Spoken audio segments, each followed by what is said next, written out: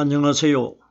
저는 성경 속에 감춰져 있는 하나님의 비밀이 되신 예수 그리스도에 관한 신비의 말씀을 전하는 영마루입니다. 오늘은 신약 성경 요한일서 5장 6절 말씀을 시작하여 요한일서 5장 7절 두 구절 말씀 속에 기록되어 있는 증거하는 이는 성령이시니 성령은 진리니라 라는 제목의 말씀을 통하여 성령 하나님께서 우리에게 가르쳐 주시는 말씀의 깨달음의 은혜를 받고자 합니다. 그럼 요한일서 5장 6절 본문 말씀을 열도록 하겠습니다. 이는 물과 피로 임하신 자니 곧 예수 그리스도라. 물로만 아니요 물과 피로 임하셨고 5장 7절입니다. 증거하는 이는 성령이시니 성령은 진리니라. 본문 말씀에 이는 하는 대상이 누구를 가리키느냐? 5장 7절에 보면은 증거하는 이는 성령이시니 성령은 진리니라고 기록되어 있기 때문에 그러면은 5장 6절 9절 첫 단어에 이는이라고 기록되어 있는 대상은 성령이시라는 것입니다. 성령은 그림자가 되는 마리아의 아들 되신 육신의 예수님이 이 땅에 나타나셨을 때에 예수님 마음 안에는 예수님께서 나의 아버지께서 말씀으로 내 마음속에 들어 계신다고 요한복음에서 여러 번 예수님이 소개를 하셨습니다. 그러면은 성경에 기록되어 있는 이라는 대상은 눈에 보이는 육신의 예수님을 가리켜 말씀하신 것이 아니고 눈에 보이는 예수님 마음 안에 들어 계셨다가 오순절날 이 땅에 우리 사람들 마음속에 들어오셔가지고 말씀을 가르쳐주기 위하여 오신 성령 하나님을 가리켜 이는 이렇게 기록된 겁니다. 이는 물과 피로 임하신 자니 이렇게 기록되어 있는데 예수님께서 이 땅에 오셨을 때에 밤에 예수님에게 찾아온 니고데모라는 사람이 있었는데 요한복음 3장에 보면은 사람이 물과 성령으로 나지 않고는 결단코 하늘나라에 들어갈 수 없다고 말씀을 하셨습니다. 그러면은 이는 물과 피로 임하신 자니 예수님을 가리킨 것이 아니고 예수님 마음 안에 들어 계시는 성령 그리스도를 가르쳐 물과 피로 비유하신 것입니다.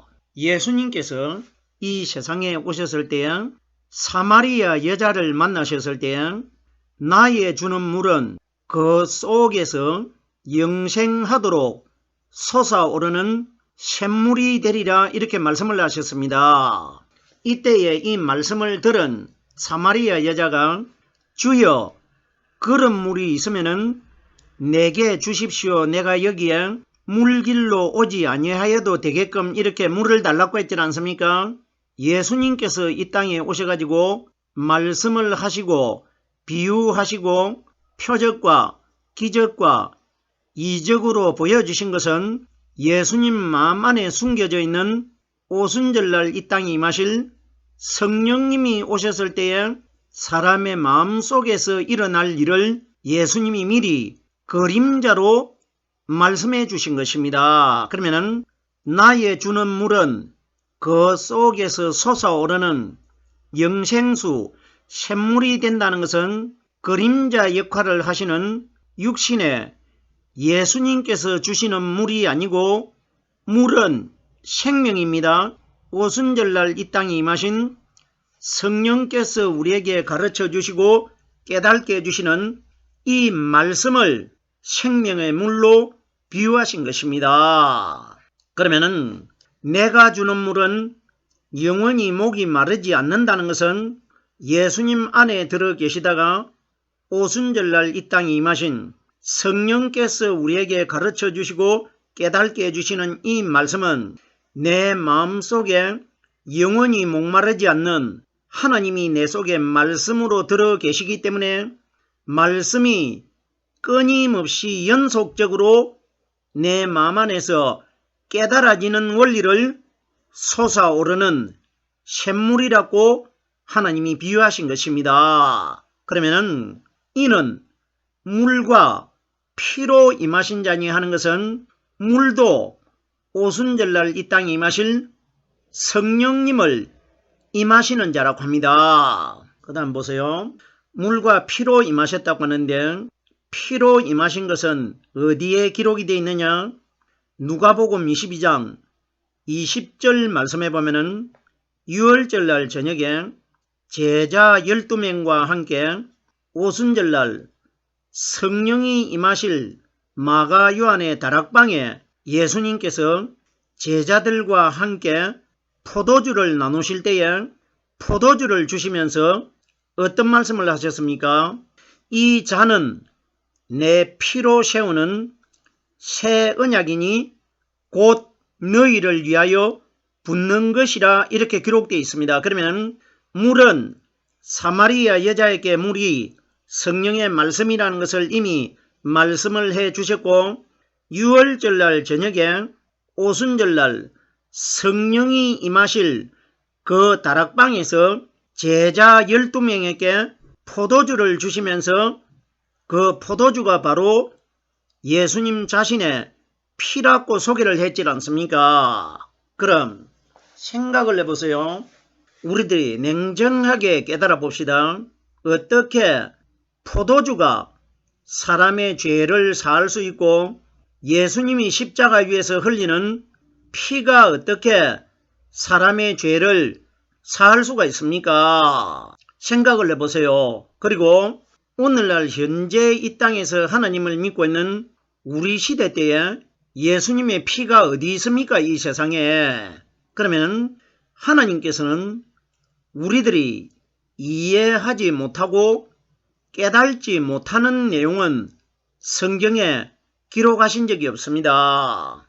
다 우리들이 이 말씀을 깨달을 수 있도록 기록을 해 두셨기 때문에 성경에 기록되어 있는 포도주를 예수님이 피라고 말씀하셨는데 그 포도주의 피가 많은 사람의 죄를 사할 것이라고 마태복음 26장 28절에 기록되어 있지 않습니까? 그럼 생각을 해보세요.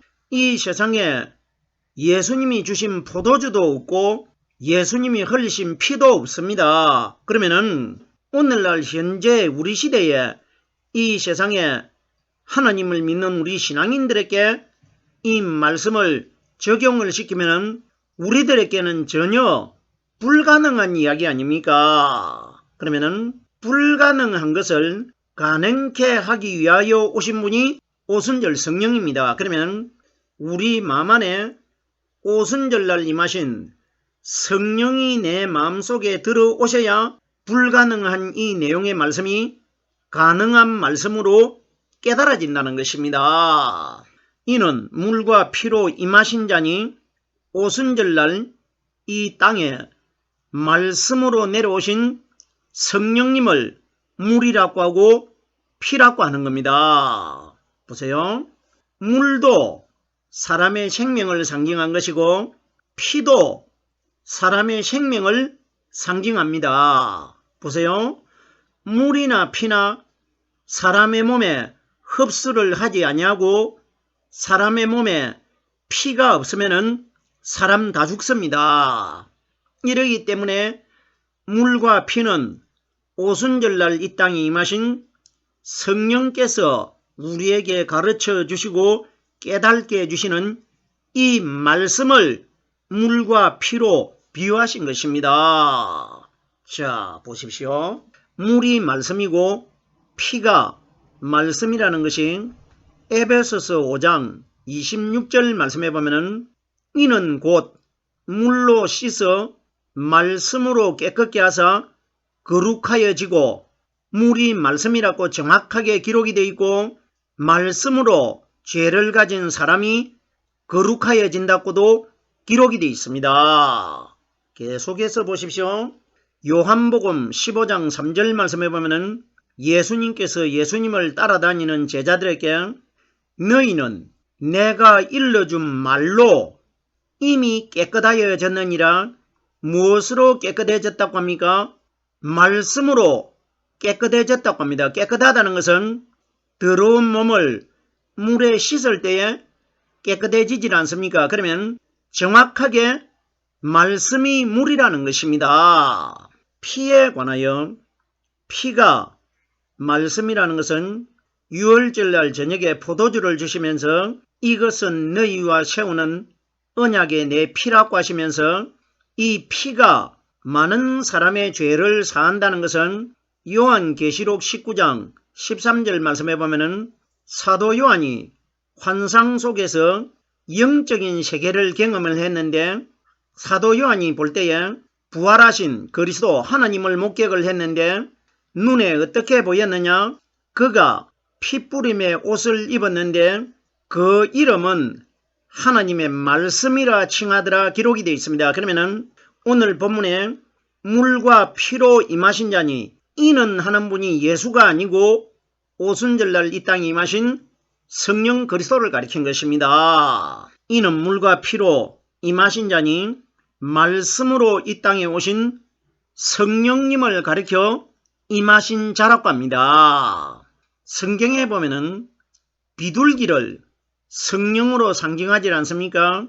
예수님께서 요단강에서 세례 요한에게 세례를 받고 물 위로 올라오셨을 때 성령이 비둘기 형체로 예수님 위에 임하셨다고 기록되어 있는데 오늘 본문 말씀에 이는 물과 피로 임하신 자니 예수님이 아니시고 오순절날 이 땅에 보이지 않는 성령 그리스도의 말씀을 가르쳐 이는 물과 피로 임하신 자니 이렇게 기록되어 있는 겁니다.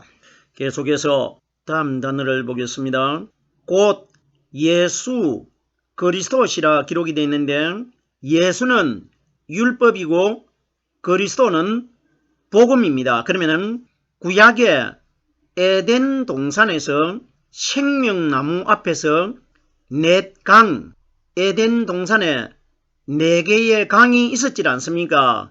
네 숫자는 동서남북으로 흘러나가는 강물을 넷 강이라고 하는데 그러면 구약의 율법 시대 때는 에덴 동산에 생명나무 앞에서 물이 근원이 돼가지고 동서남북 사방으로 땅을 적시면서 흘러나갑니다. 그러면은 구약 성경에 기록되어 있는 에덴 동산은 신약시대 때에 예수님께서 예루살렘 동산에서 일어날 사건을 구약시대 때 에덴 동산에서 미리 보여주고 있는 겁니다.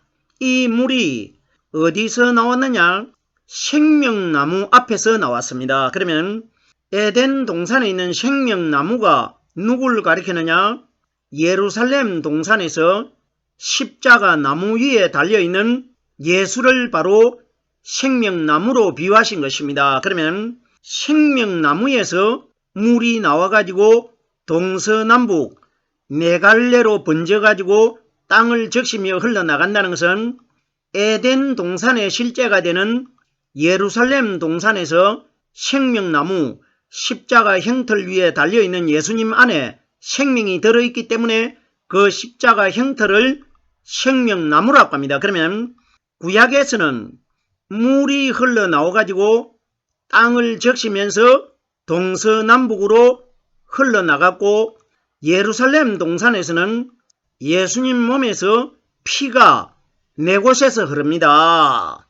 머리에 흐르고 오른손과 왼손에서 흐르고 발에서 흐르고 있지 않습니까? 그러면 에덴 동산에서 생명나무에서 물이 나와가지고 4강이 돼가지고 사방으로 흘러나가는 것과 예루살렘 동산에서 십자가 나무 형틀에 달려있는 예수님께서 피가 4곳에서 흘러나와가지고 예루살렘 땅을 적시는 것과 똑같은 사건입니다. 무슨 소린지 깨달아져야 됩니다. 그럼 보세요. 이는 물과 피로 임하신 자니 물은 구약의 율법 시대를 상징하고 피는 복음에 오신 신약에 나타나신 예수를 상징한 겁니다. 곧 예수 그리스도라 십자가에 달려있는 분은 율법의 예수님이시고 그리스도는 십자가에 달려있는 예수님 안에 들어있습니다. 계속해서 다음 단어를 보겠습니다. 물로만 아니요 물과 피로 임하셨고 제가 충분히 설명을 드렸지 않습니까? 보세요. 예수님께서 유월절날 저녁에는 포도주를 주시면서 이것이 많은 사람의 죄를 사할 수 있는 내 피라고 말씀하셨는데 물은 니고데모에게 사람이 물과 성령으로 나지 않고는 하늘나라로 들어갈 수 없다고 말했지 않습니까? 그러면 물도 성령의 말씀이고 피도 성령의 말씀이라는 것입니다. 이 원리를 반드시 깨달으셔야 됩니다. 물과 피로 임하셨고 임하셨다는 것은 하늘에서 성령이 보이지 않는데 마치 비둘기처럼 하늘나라에서 이 세상으로 내려오셔가지고 오순절날 제자 120명 위에 성령의 말씀이 임하실 것이라 이걸 우리가 소위 성령 강림이라고 하지 않습니까? 이걸 임하셨다고 기록되어 있는 것입니다. 계속해서 요한 1서 5장 7절 말씀입니다. 증거하는 이는 성령이시니 성령은 진리니라. 보세요.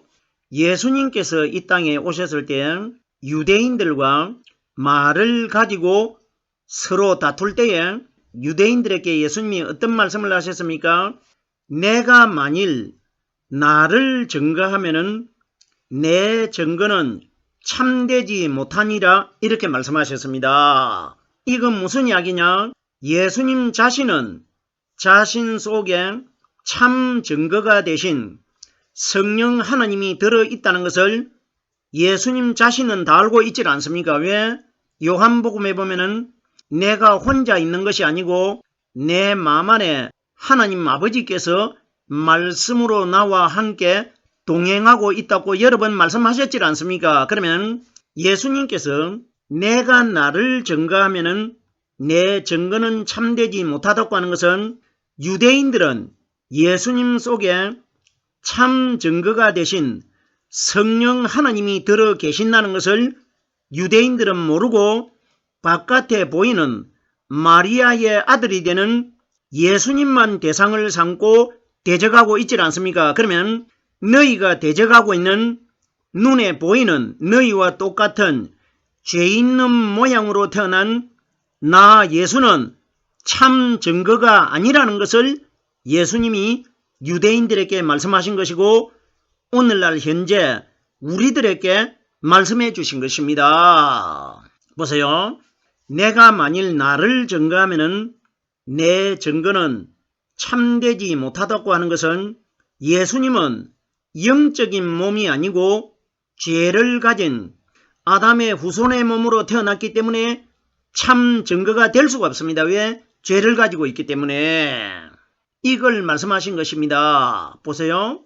이때에 바리새인들이 예수님을 향해서 예수님이 예수님 자신이 비유적으로 그리스도라고 여러 번 유대인들에게 말씀을 했지 않습니까? 이런데 유대인들이 예수님 안에 성령 하나님이 들어 계신다는 것을 전혀 눈치채지 못했지 않습니까?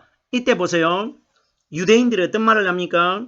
네가 너를 증거하는 것은 참된 증거가 아니니라 이렇게 말을 해줍니다. 그럼 우리들이 정말 유대인들이 하나님이신 예수님을 가리켜 네가 너를 증거하는 것은 참되지 못하다.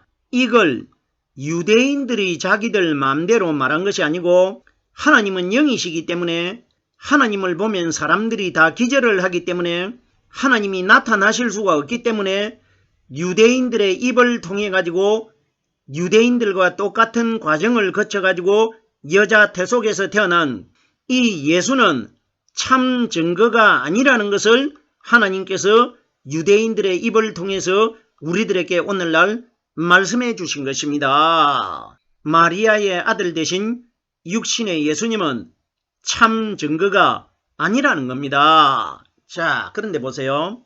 예수님께서 요한복음 8장에 보면은 유대인들에게 어떤 말씀을 하셨습니까? 나는 내가 나를 증거하여도 내 증거는 참되니라.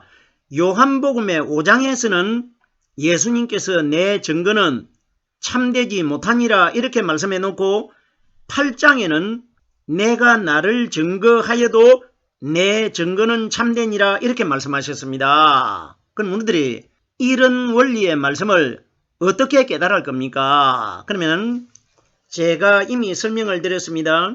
요한복음 5장에서는 예수님이 내가 나를 증거하면 내 증거는 참되지 않다고 한 분은 유대인들이 대적을 삼고 있는 육신의 예수님은 참된 증거자가 아니고 8장에서 내가 나를 증거하여도 내 증거는 참되다고 하신 분은 예수님 마음 안에 예수님만 알고 있는 내 안에 들어 계시는 성령 하나님은 참되신 분이라는 것을 말씀하신 것입니다.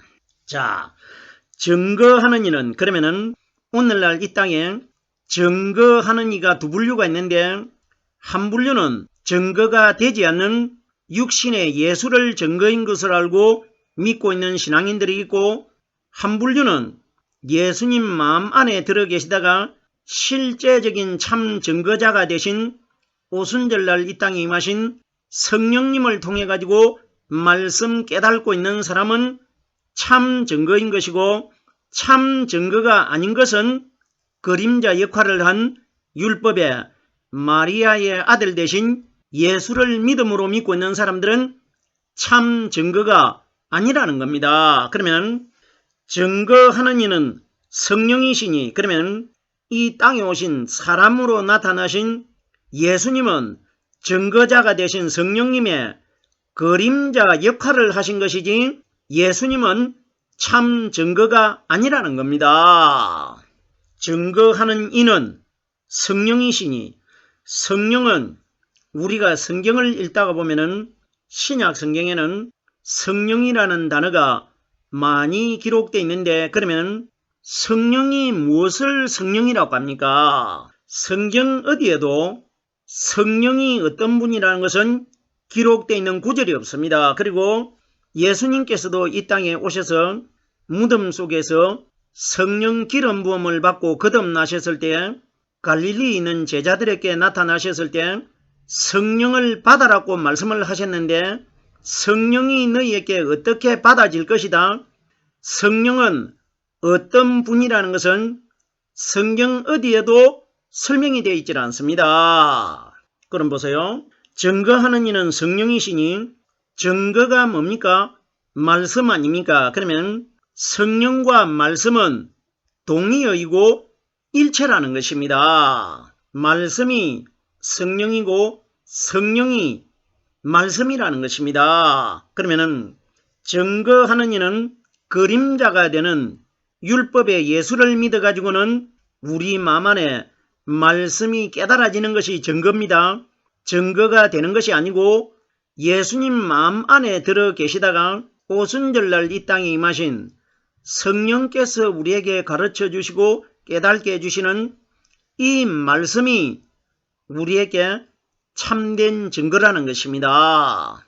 증거하는 이는 성령이시니 요한복음 14장 26절 말씀해 보면은 예수님께서 예수님 자신의 마음속에 들어있는 성령님을 소개하실 때에 보혜사 곧 아버지께서 내 이름으로 보내실 성령 그가 너희에게 모든 것을 가르쳐 주시고 내가 너희에게 말한 모든 것을 생각나게 하시리라. 그러면 가르쳐 주시는 분이 우리에게 증거하시는 분 아닙니까? 그러면 예수님 자신은 참 증거가 아니시기 때문에 오순절날 임하실 성령이 너희들에게 가르쳐 주시고 내가 이 땅에 와가지고 너희들에게 한 말을 생각나게 하실 것이라. 그러면 우리에게 증거해 주시는 분은 그림자가 되는 율법의 예수님이 아니시고 예수님 마음 안에 들어 계시다가 오순절날 이 땅에 임하신 성령 그리스도라는 것입니다. 성령은 진리니라 진리는 거짓이 하나도 없다는 것입니다. 예수님이 이 땅에 오셨을 때 진리의 성령이 오실 때에 그가 내게 대하여 너희에게 증거할 것이라. 그러면 예수님은 죄 있는 모양으로 태어났기 때문에 진리가 될 수가 없는 것이고, 예수님 마음 안에 들어 계셨던 오순절날 이 땅에 임하신 성령이 우리 마음속에서 가르쳐 주시고 깨닫게 해주시는 이 말씀이 진리라는 것입니다. 오늘은 요한일서 5장 6절에서 7절 두 구절의 말씀을 깨달아 보았습니다.